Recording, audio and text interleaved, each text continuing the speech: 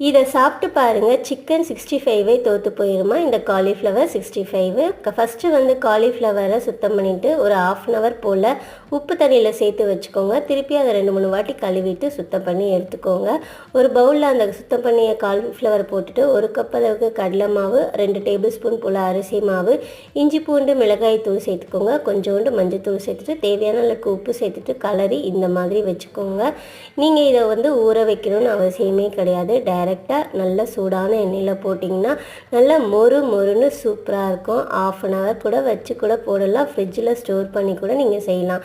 செம்ம கிறிஸ்பியாகவே தான் இருக்கும். சூப்பராக இருக்கும். இதுக்கு மேலே கொஞ்சமாக பச்சை மிளகாய் கருவேப்பிலை தூவி அது மேலே போட்டு கொடுத்து பாருங்கள். சிக்கன் 65 தோற்று போயிடும். செம்ம டேஸ்டியான காலிஃப்ளவர் 65 ரெடி ஆயிடுச்சு. நீங்களும் இந்த மாதிரி ட்ரை பண்ணி பாருங்கள். புரோட்டாசிக்கு சூப்பரான சிக்கன் 65 வெஜ்ஜிலேயே செஞ்சாச்சு.